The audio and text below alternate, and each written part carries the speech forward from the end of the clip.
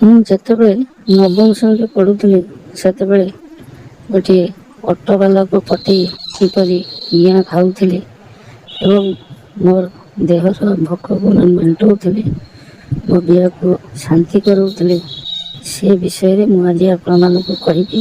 ଆପଣମାନେ ଭିଡ଼ିଓକୁ ଶେଷ ପର୍ଯ୍ୟନ୍ତ ଦେଖନ୍ତୁ। ନମସ୍କାର, ମୋ ନାମ ରୋଜି। ଆପଣମାନେ ଦେଖୁଛନ୍ତି ଆପଣଙ୍କର ପ୍ରିୟ ଚ୍ୟାନେଲ୍ ପ୍ରିୟା ଟ୍ୟୁବ୍ ଚ୍ୟାନେଲ୍। ଏହି ଚ୍ୟାନେଲରେ ଆପଣମାନେ ହଟ୍ ଗିଆଁ ଗିଇଁ ଭିଡ଼ିଓ ସବୁ ପାଇବେ। ଯଦି ଚ୍ୟାନେଲକୁ ଆଜି ପର୍ଯ୍ୟନ୍ତ ସବସ୍କ୍ରାଇବ୍ କରିନଥିବେ ତେବେ ଦୟାକରି ଚ୍ୟାନେଲକୁ ସବସ୍କ୍ରାଇବ୍ କରିବେ ଏବଂ ପାଖରେ ଥିବା ବେଲ୍ ଆଇକନକୁ ନିଶ୍ଚିତ ଭାବରେ ଚିପିବେ। ତ ଆସନ୍ତୁ, ମୁଁ ବର୍ତ୍ତମାନ ଆପଣଙ୍କୁ କହୁଛି ଯେ କିପରି ଅଟୋବାଲାକୁ ପଟାଇ ମୁଁ ଗିଆଁ ଖାଉଥିଲି, ସେହି ବିଷୟରେ ମୁଁ ଆପଣମାନଙ୍କୁ ଡିଟେଲ୍ସ କହୁଛି। ମୋ ଘର ପାଖରୁ ମୋ ସ୍କୁଲକୁ ପାଖାପାଖି 7ରୁ 8 କିଲୋମିଟର ଦୂର ଥିଲା। ତେଣୁ ଯିବା ଆସିବା କରିବା ପାଇଁ ବାପା କ'ଣ କରିଥିଲେ ନା ଗୋଟିଏ ଅଟୋର ବ୍ୟବସ୍ଥା କରିଦେଇଥିଲେ। ସେ ଅଟୋବାଲା ମୋତେ ପ୍ରତ୍ୟେକ ଦିନ ଆସି ଘରୁ ନେଇଯାଉଥିଲା ଏବଂ 4ଟା ପରେ ସିଏ ସ୍କୁଲରୁ ଆଣି ମୋତେ ପୁଣି ଘରେ ଛାଡ଼ି ଦେଉଥିଲା।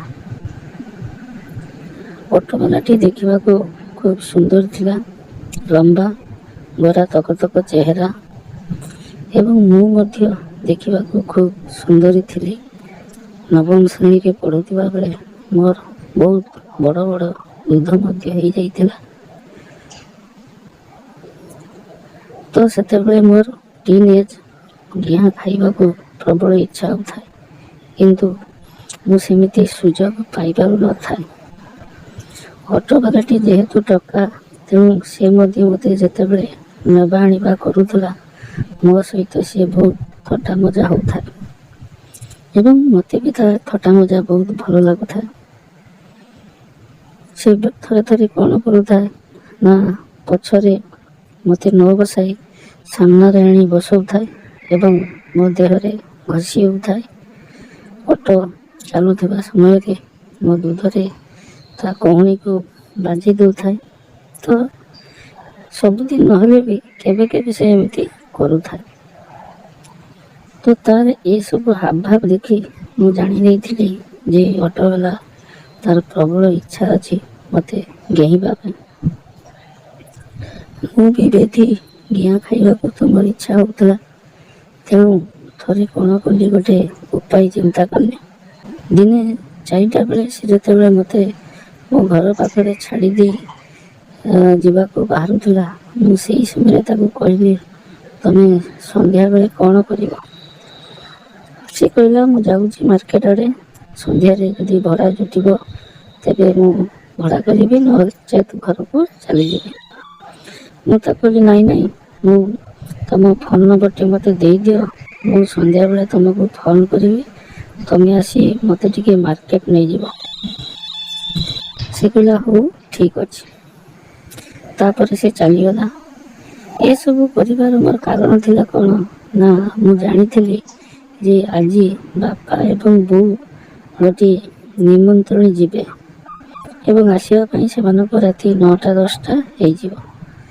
ତେଣୁ ଆଗରୁ ଏଇଟା ମୁଁ ଶୁଣିଥିଲି, ସେଥିପାଇଁ ଏହି ପ୍ରକାର ଗୋଟେ ପ୍ଲାନ୍ କଲି ତାକୁ ଘରକୁ ଡାକିବା ପାଇଁ।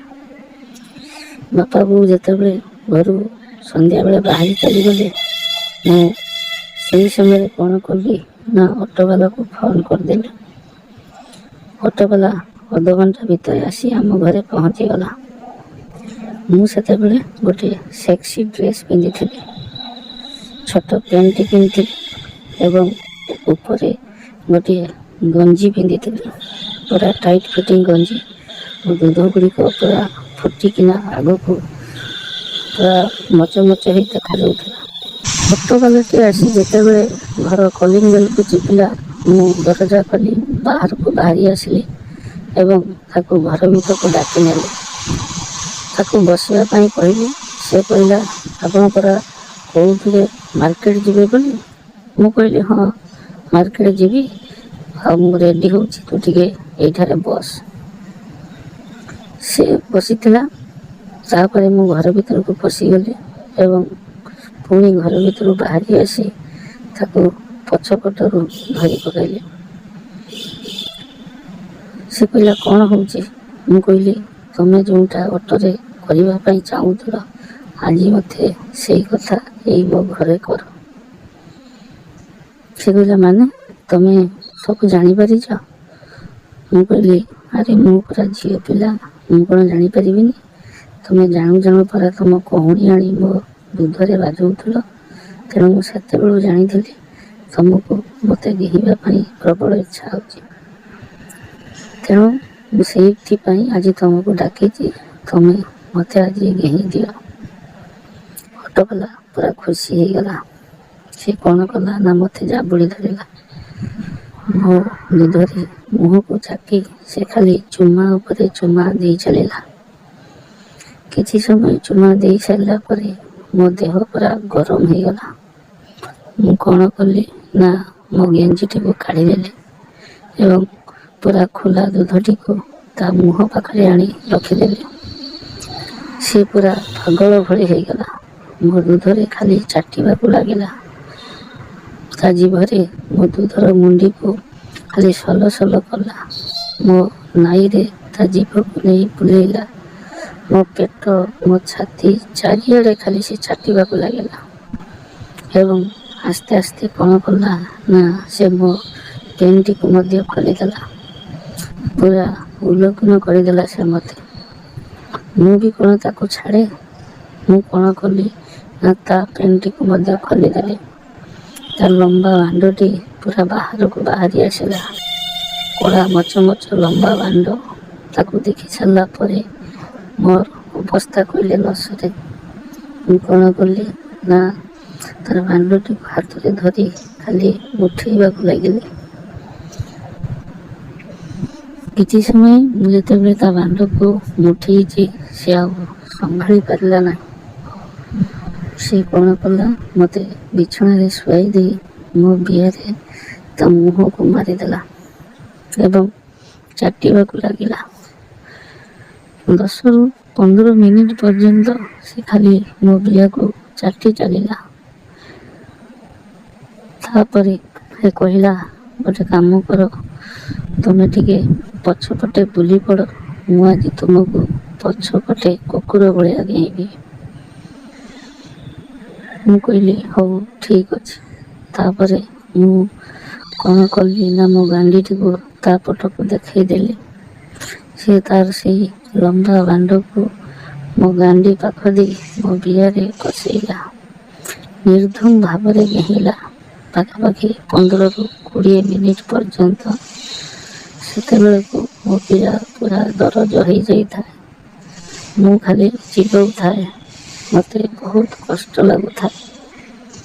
ତାପରେ ସେ କ'ଣ କଲା ନା ପୁନର୍ବାର ମୋତେ ତଳେ ଶୁଆଇ ଦେଇ ମୋର 2 ଟାଙ୍ଗକୁ ଉପରକୁ ଟେକି ଧରିଲା ଏବଂ ତାର ବାଣ୍ଡକୁ ପୁଣି ମୋ ବିଆରେ କଷାଇଲା। ପୁଣି 10ରୁ 15 ମିନିଟ୍ ପର୍ଯ୍ୟନ୍ତ ଗେହିଲା। ଏତେ ସମୟ ଗେହି ସାରିଲା ପରେ ମଧ୍ୟ ତା ବାଣ୍ଡରୁ ରସ ବାହାରି ନଥିଲା। କିନ୍ତୁ ସେତେବେଳକୁ ମୋ ବିଆରୁ ସବୁ ପାଣି ବାହାରି ସାରିଥାଏ। ତାପରେ ମୋର ବିଆ ମଧ୍ୟ ଦରଜ ହେଇଯାଇଥିଲା।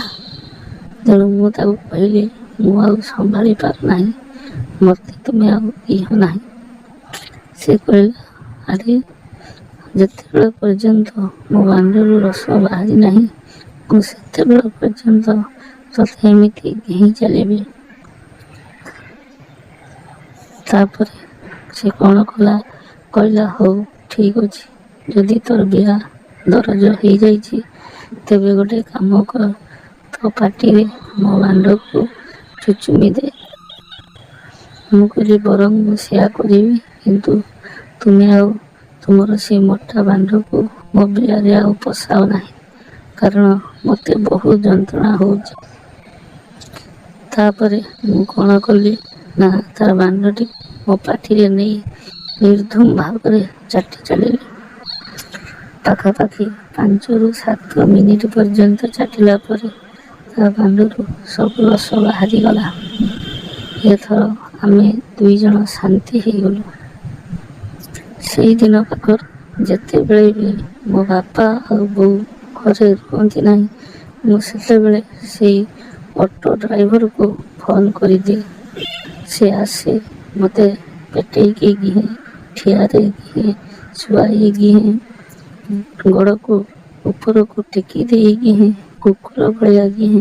ଏମିତି କେତେ ପୋଜିସନରେ ସେ ମୋତେ ଘିହିଛି, କିନ୍ତୁ ଯେତେ ଥର ବି ସେ ଘିହିଛି ମୋତେ ବହୁତ ଆନନ୍ଦ ଲାଗିଛି।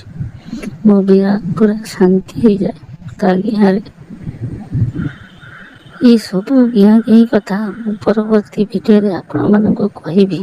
ଯଦି ଆପଣମାନେ ଚ୍ୟାନେଲକୁ ସବସ୍କ୍ରାଇବ୍ କରିନଥିବେ, ତେବେ ଦୟାକରି ଚ୍ୟାନେଲକୁ ସବସ୍କ୍ରାଇବ୍ କରିବେ ଏବଂ ପାଖରେ ଥିବା ବେଲ୍ ଆଇକନକୁ ନିଶ୍ଚିତ ଭାବରେ ଚିପିବେ। ରହୁଛି, ପୁନର୍ବାର ଦେଖା ହେବ ଅନ୍ୟ ଏକ ଗିହା ଗିହି ଭିଡ଼ିଓରେ। ନମସ୍କାର।